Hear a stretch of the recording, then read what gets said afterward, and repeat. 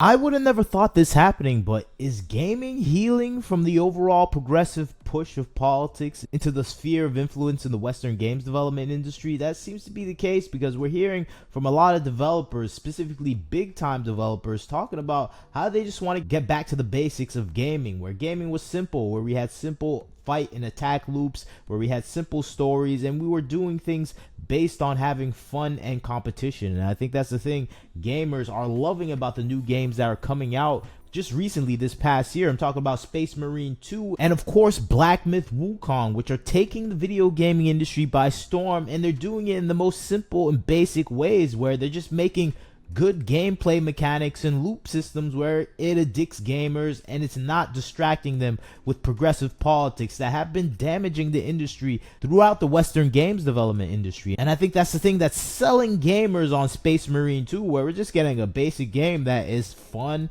addictive, and difficult. And I think that's what Space Marine 2 represents to the video gaming industry right now, where gamers themselves are having a blast playing this game. And of course, the politics surrounding this game is a nightmare for people that don't like video games and are just there to push their political agenda onto the gamers. And I think that's what we're seeing reflected back with the developer and CEO Saber Interactive stepping in with a comment saying he's just happy gamers are loving his game, and he went back to the basics for Space Marine 2, making a game that is just there for fun for the gamers out there. And I think we're getting that response for Space Marine 2, where gamers are playing this en masse. Over 2 million players came in for the release day of this game and played it. So this is just showing the success of this game and the success of the concept of just making a simple game that is fun, enjoyable, competitive, difficult, and worthwhile to play. And I think that's what Space Marine 2 is for a lot of people that are playing this game. And I think the developer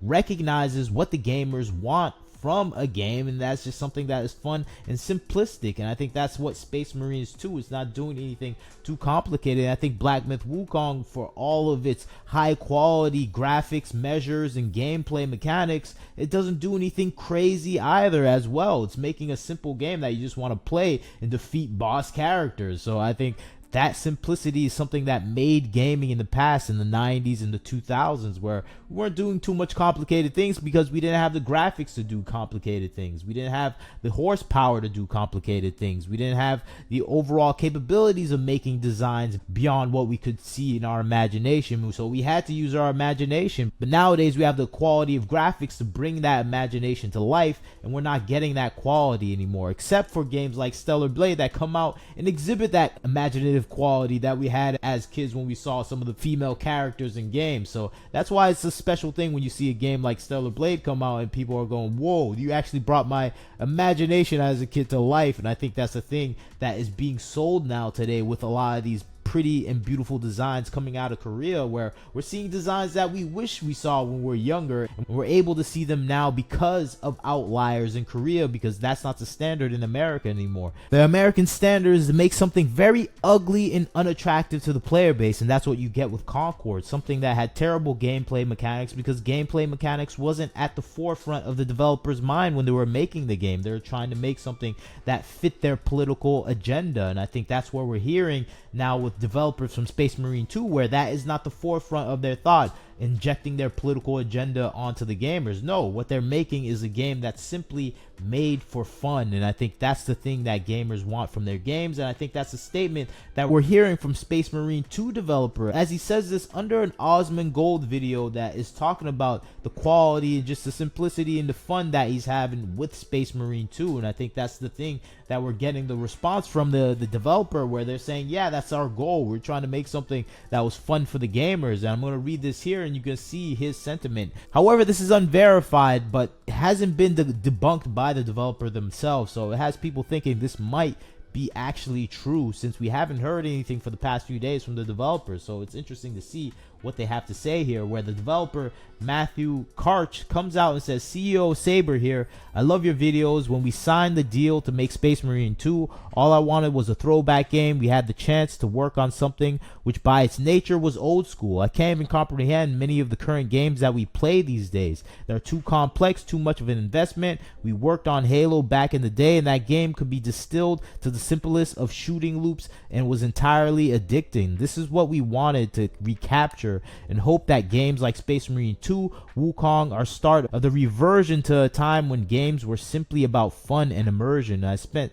some time as chief operating officer at Embracer and saw games there that made me want to cry with their overblown attempts at messaging or imposing morals on gamers. We just want to do some glory kills and get the heart rate up a little. For me, that is what games should be about, and that is the essence of what gamers want from their games. People just want to enjoy a game for what it is and get stuck into an addictive loop that is rewarding to the player. And I think that's what we see with Wukong. That's what we're seeing with Space Marine 2, where people are getting into a gaming loop that is enjoyable for themselves. And I think that's the essential thing you want to see from a game that is coming out from a high quality developer. You want high quality gameplay mechanics, responsiveness, and immersion. You don't want to be broken out of the gameplay to be force fed a political ideology. And that's what we're getting with games like Concord, Dustborn, Flintlock, this flop summer of sweet babying properties that are just there to force their political agenda onto the gamers. And I think that's not the thing people actually want to see in gaming. And just to hear the developer of Saber Interactive was a CEO who was an executive at Embracer Group. If you don't know, Embracer Group is the highly politicized developer that had snatched up multitudes of gaming development companies and turned them into a sort of corporate entities that were just pushing out slop that was focused on DEI elements that were established within the company itself because the investors had this political ideology. So a lot of the things that came out of that company were political ideology slop that gamers don't want to play, like Saints Row, like Dungeons and Dragons, like Lord of the Rings properties that are being pumped out nowadays.